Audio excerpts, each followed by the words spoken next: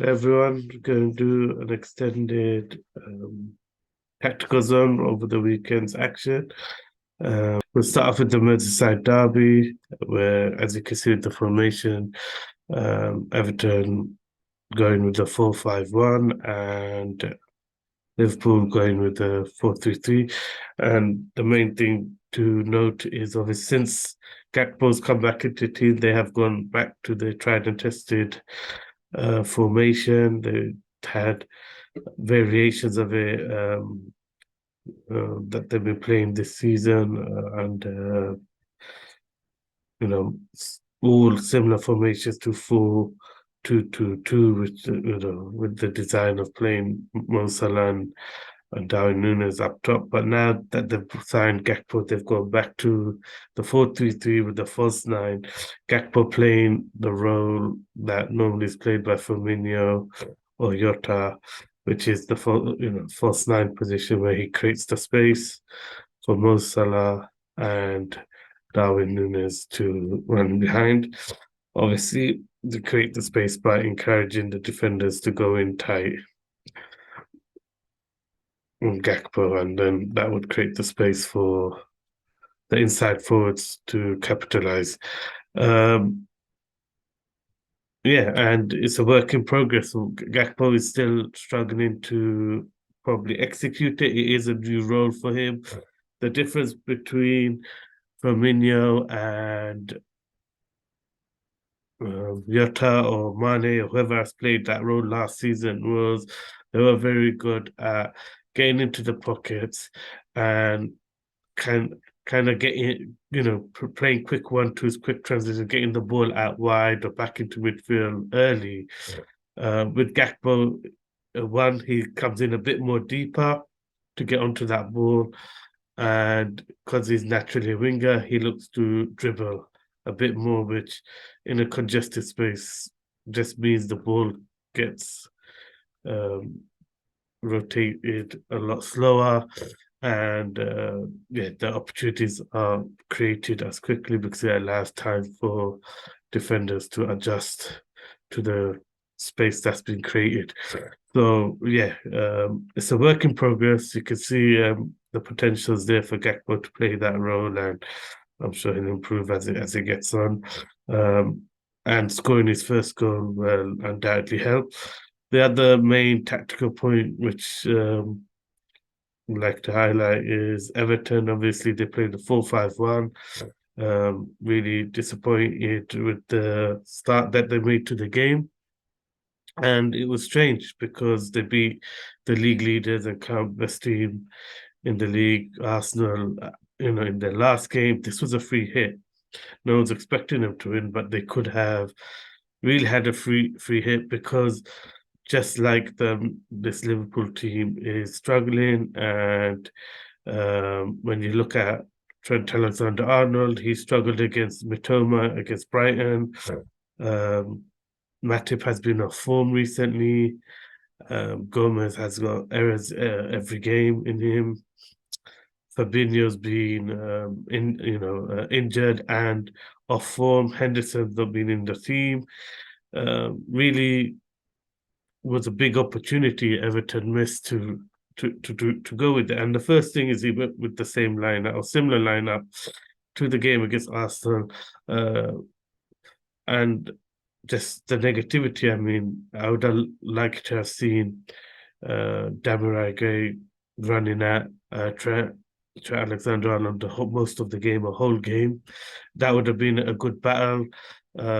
We've seen what Mitoma and other wingers have done to Trent, and defensively we know that's where his weakness is. Even though he's phenomenal as an attacking threat. So there's there's a lot of opportunity missed, even going with Sims up front rather than Mopai was just again another negative approach. Kind of gave the initiative to Liverpool. So it's disappointing from Dyche. I thought he made a big mistake in not trying to take the game to Liverpool.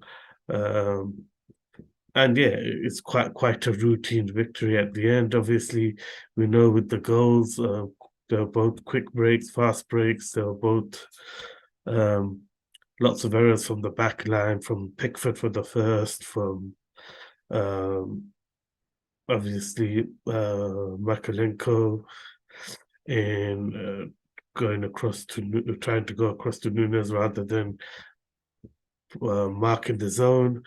And for the second goal, obviously the comedy of errors, especially with Cody's refusal to use his left foot to clear the ball, is quite shocking at this level. You don't expect um, Premiership football, professional footballers, to have so much of an issue using their weaker foot um, at that level. And ultimately, it was an amateurish mistake, assuming that, Coleman had Gakpo when he was a fast break, as a counter attack.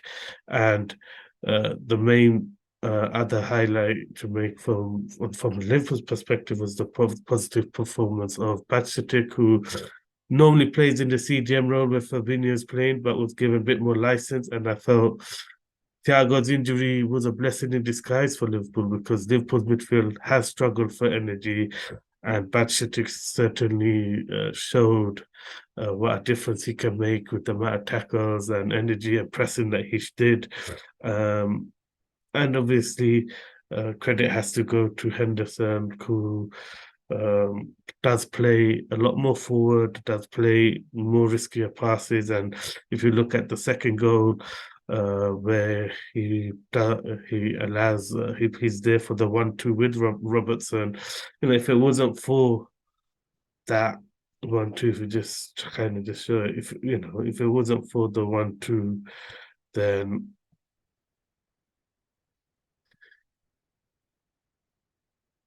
if it wasn't for the 1-2 off with Henderson, Robertson would not be able to get through, and ultimately create play the ball to Salah and create the opportunity for the goal. So again, that credit has to go to Henderson for playing the ball forward. And I think that's something. If it was Thiago or Fabinho, that ball would have likely gone sideways into Arnold, or just being a bit more of a negative pass, going backwards or sideways rather than a forward ball. So definitely the right mix in midfield helped yesterday, and maybe it's the recipe that's been successful. Hopefully, we'll see a big change in the fortunes of Liverpool as they get stronger playing it, and they're getting their players back. So with Van Dijk, Jota, and they're getting more options. So I think the 4-3-3 is back, and Liverpool will be pushing on for a good, strong run.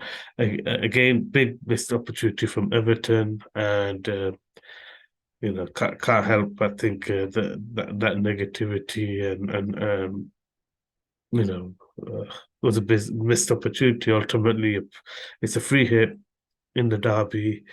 You've won your last game. Really felt Demarai Gray should have started, and Mopai should have started, and they should have been a bit more aggressive, a bit more, instead of just sitting off playing into their own half and not really taking the game to a Liverpool team that struggled in midfield and defense all season. All right, next we'll go into is Manchester United's game against Leeds, part two, after the midweek battle, where it was an entertaining 2-2 draw. First thing I'd like to focus on is some of the changes. So United have brought Sancho into the lineup for Garnacho, and Harry Maguire has come in for Varane, and Malacia has come in at left back, and Luke Shaw's taken the place of Martinez. That those changes are quite significant. The reason for it was in the 2-2 draw. A lot of Leeds' attack um, what they tried doing was they played the ball into Bamford a lot, and every time it's aerial, Bamford had the better of Martinez, which was we're talking about the midweek game here. So what Ten Hag has obviously decided is he feels Luke Shaw is better against the area threat, and he generally did do better than Martinez on challenging for the long balls and challenging Bamford physically um, in the battle for those direct balls being played in. Partly that was the reason why Harry Maguire was also in, is because he's better in the air. And the other thing was Varane did struggle with playing the ball out, and he was a bit too neat. Varane was trying to always play the ball into Sabitzer or Sancho or Dallo, and when he did decide to go longer across the pitch, switching the play, he got it wrong. The accuracy wasn't there. So with Maguire, his long range passing is slightly better. He's better at floating the ball in, and and he takes less risks. So you can see the changes already that have been made due to the first encounter in midweek, and also they changed Garnacho for Sancho and have moved Rashford to the left, partly because in the first game, Ayling was very tight on Garnacho, and even though Garnacho ended up having a couple of good chances in the midweek game, which he didn't put away, he did struggle against Ayling's physicality in the first game in midweek. So all those changes you can see from United is based around what Ten Hag has seen in the first game in midweek. Um, for Leeds, they just made like for like changes. Some of them coming in for injured their injured winger, forgotten his name, but and Firpo coming in for left back in that left back again. So they've not really changed any of their setup for for this game compared to what happened on midweek. The other big and huge change was Malacia coming in at left back. The reason for that is, again, if you go back to the midweek game, in general, Fred was playing as a 10. Sabitzer was the only one picking up the ball. And what these done really good was they made Harrison. So Bamford was marking out Martinez. Harrison was in the middle. So they literally had a system where some Villa was Sinistera at the beginning, where Sinistera was kind of blocking out the option to play into Garnacho at the time. And what happened with Luke Shaw was further out wide. So by having this setup, what that forced United to do was it forced Varane to be the playmaker every single time, and it forced him to have to play the ball. And then Harrison would put the pressure on. So it became very difficult. Like I really to Varane really struggled because they're effectively marking Martinez at the game because they know his distribution is better, his decisions are better. So they've always left Varane free, and Martinez was kept giving the ball to Varane, and then Varane was struggling to get the attack going. So to counter that, this is all midweek. To counter that, what Ten Hag has done, which I think is quite interesting, was to counter the same setup. They moved into effectively a three at the back system.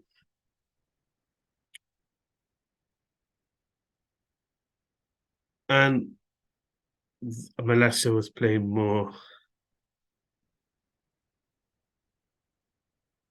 as a midfielder. So now what that did was that stopped the press of Leeds because there's an easy out ball around Harrison. every single time. Because if they go to Dalot, there's and Nunto presses.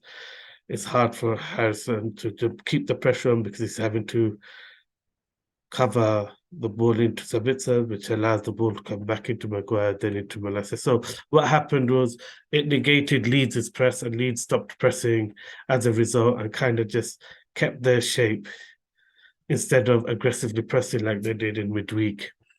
So that one change that Ten Hag made a huge difference in getting Malacia to every time on the ball come into a central midfield position and basically effectively stop Bamford, Harrison, and Gununto from pressing. So that was huge. The other thing, tactical change, was obviously trying to put Marcus Rashford up against Ayling and hopefully using Marcus Rashford's increased strength and pace to combat Ayling, trying to use his physical strength, and that worked because what Ayling did is set off. As with the first game in midweek when it was Garnacho, he was all over him, he was tight, and they had a lot of joy in winning the ball back when the ball went to Garnacho as a result. So by making those changes already, they've managed to get the respect of Leeds. Leeds still, I felt, were slightly the better team during the game. Had the better chances, and that was more down to individual errors rather than tactics of United players. Clearly, that many changes and tactical changes, the fluidity wasn't quite there. But the main thing was they weren't losing the ball to in possession against the counter attack like they did in the first game in midweek because Leeds cannot be as aggressive uh, against Garnacho or the back line. So definitely the tactics that United employed allowed them the time and the freedom to get their game going eventually. They still struggled. Why did they struggle? Again, that's down to really Weston McKennie and Adams, who literally had the midfield um,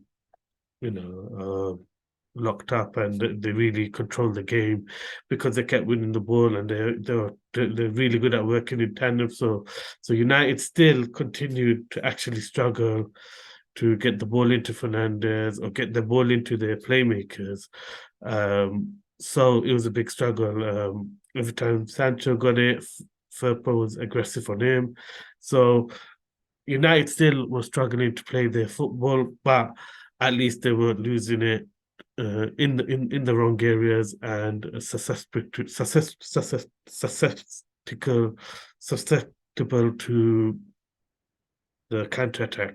So basically, yeah, that's what's happened. And again, the tactics is what really allowed United to have the time. Now, what was the difference? First half was, Leeds dominated, had the chances. Second half, the whole game changed on the subs that Ten Hag made. And what those subs did was, if you just put Luke Shaw, he goes into left back. Malacia, who is now substituted for Martinez, is there. So we could put Martinez, and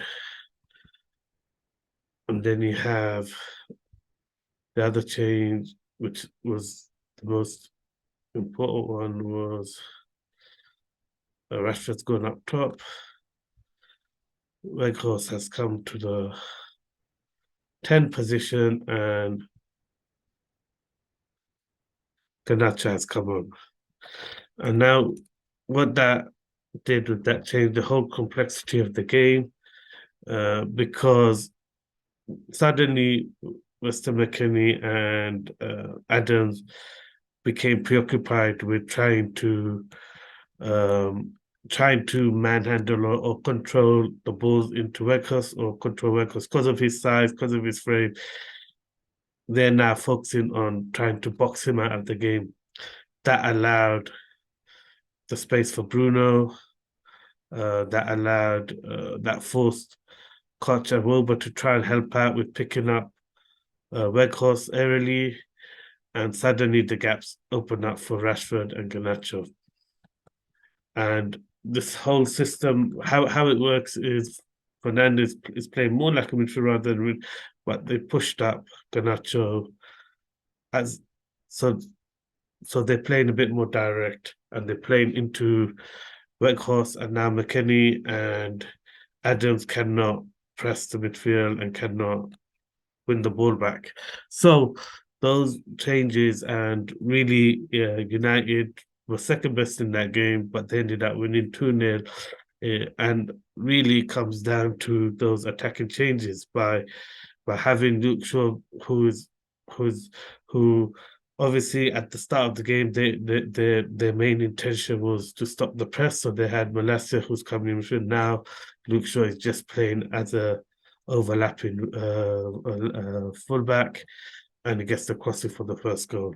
So all the changes that Ten Hag made, the tactical changes, um, even though it may not have improved the performance, it definitely played a big part in the result and in containing this Leeds United team. So uh, definitely United are struggling without Eriksen, without Caseman, without the normal midfield, and you can see the difference in the rhythm, but they still found a way. And really, the biggest thing to highlight is everything United did was to win the game, and they got the rewards, even though they were second best. The attacking substitutes, the substitutes were all to kind of influence the game, impact the game to still go for the win, and they were willing to sacrifice the result because few occasions Leeds did have good opportunities to score, and United carried on playing with that risk, and they got the rewards at the end. So definitely a game where I would give a lot of credit to Ten Hag for finding a way to win in a game where they were second best for the majority of it. We're going to City, and just to make a note on that, when you look at the contrast between what United have done, they've done everything to win the game, even when they're not playing well, and they sacrifice basically security.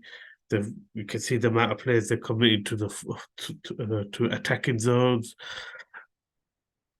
Contrast that to Newcastle and Newcastle's approach, where effectively they were content with the draw and they never really went for it. They never really changed the lineup, the personnel, never put or overloaded it.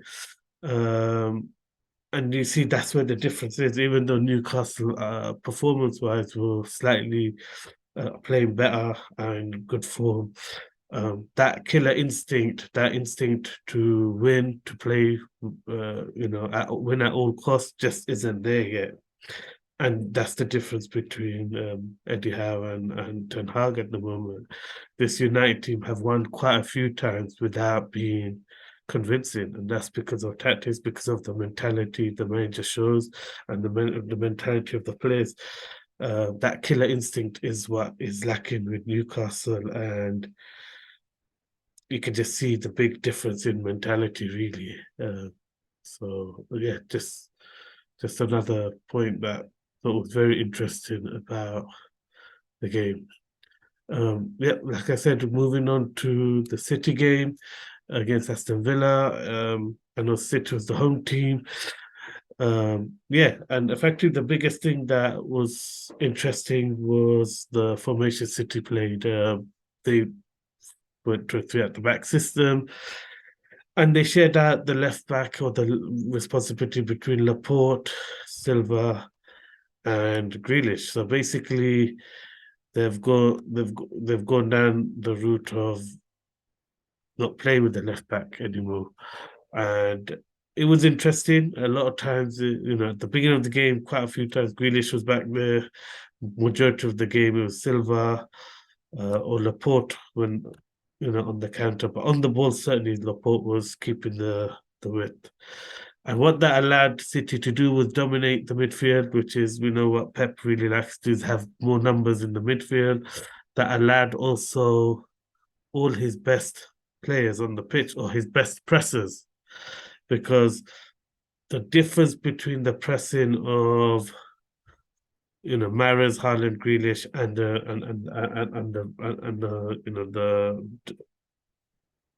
De Bruyne's, Gundogan, Silva, Rodri, Foden.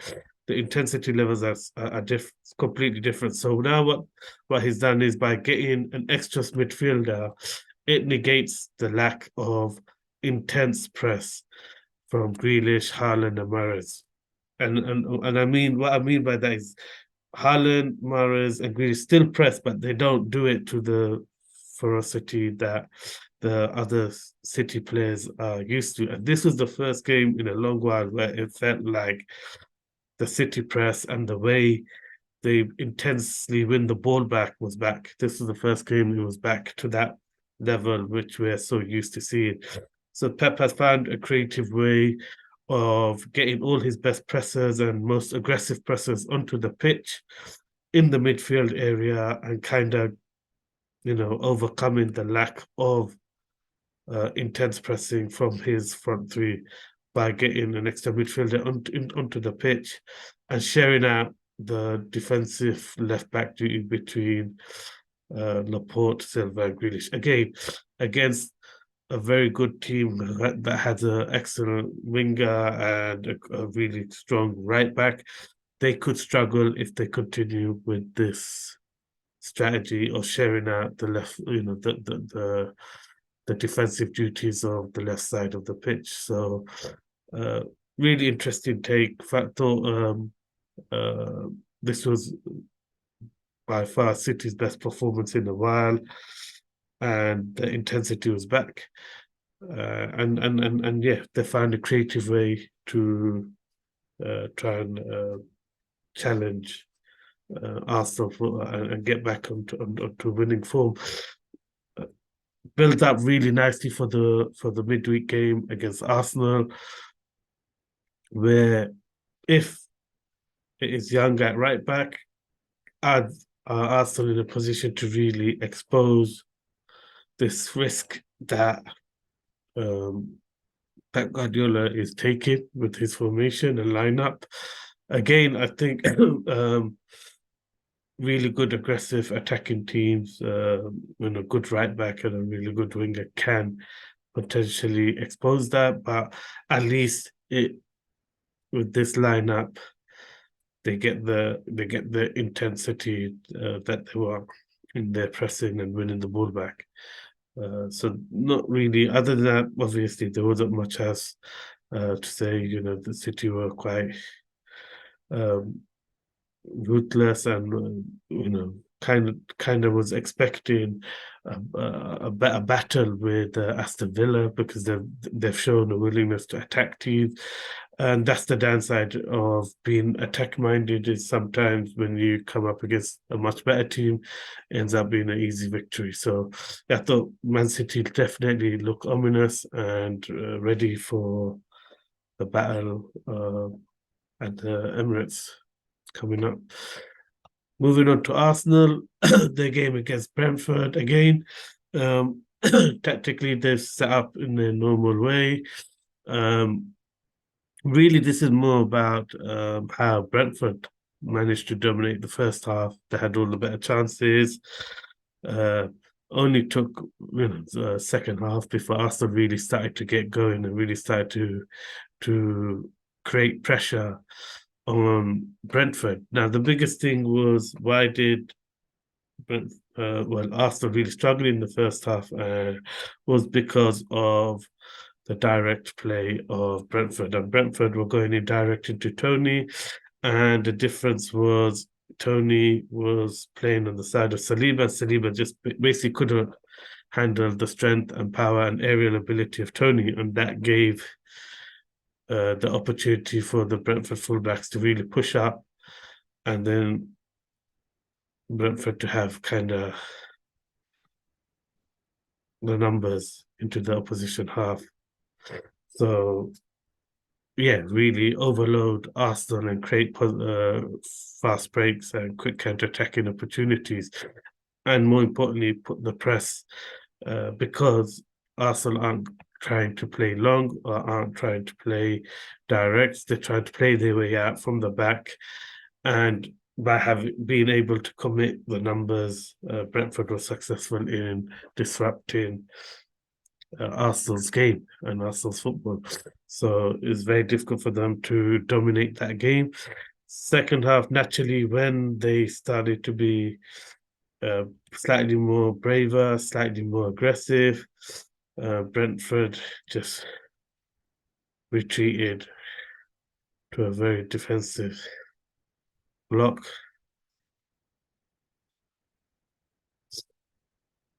and which ultimately um, Arsenal never had enough answers to create, and that lack of creativity in the midfield zone showed, and the fact that White and Zinchenko aren't really um, the type of fullbacks that are gonna create loads. Um, so yeah, really good tactical setup from Thomas Frank, and that's what is causing that caused Arsenal a lot of problems, was the lack of aerial ability from Saliba.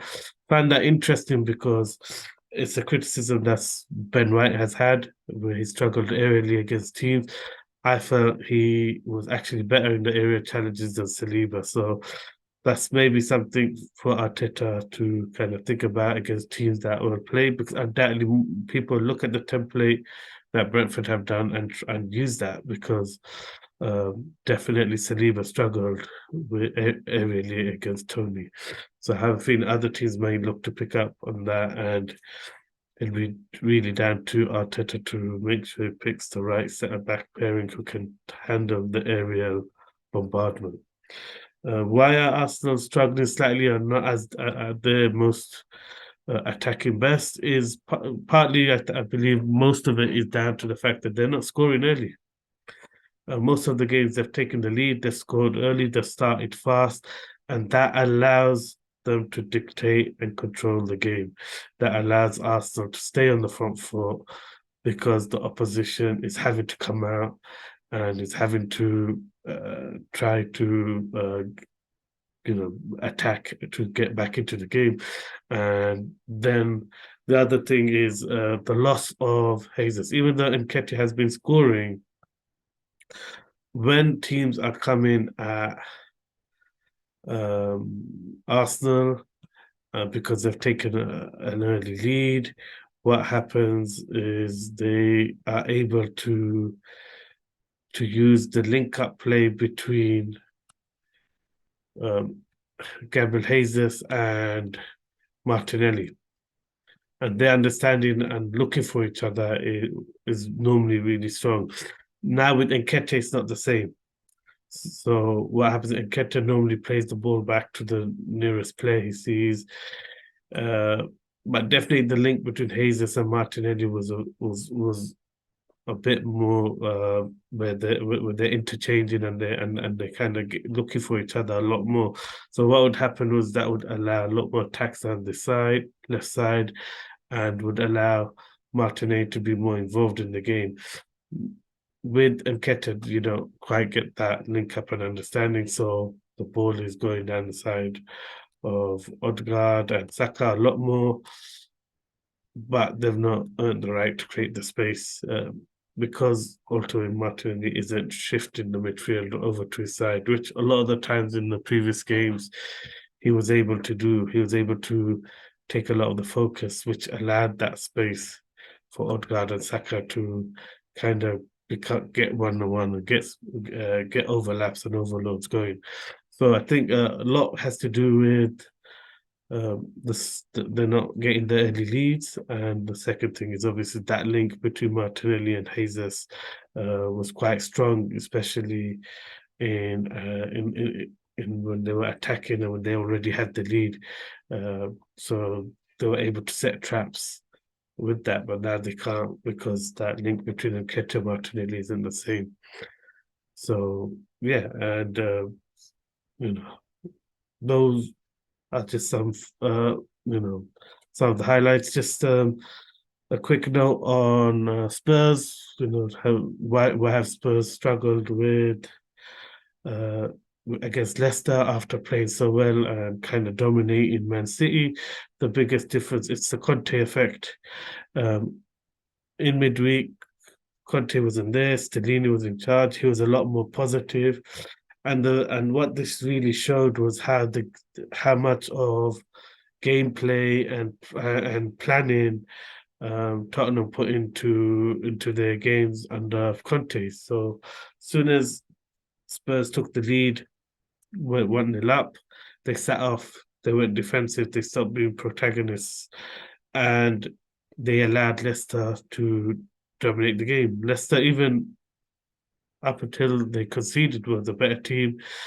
They're a possession-heavy team. They're happy to have the ball. They're comfortable playing through the lines. So sitting off Leicester was probably, and trying to contain Leicester was probably the worst thing to do because they're a team that's comfortable in possession. So uh, what effectively happened is Spurs took the lead and changed their mindset into trying to contain and play on the counter. Uh, total opposite approach to what they had against City in midweek, where under Stellini, they once they took the lead, they carried on attacking. They carried on taking the game to City to the point where they dominated the game and created plenty of other chances, and they continued to press high up the pitch. There was there was a moment where they sat off and dropped in and went into a block and tried playing on the counter or changing their tactics.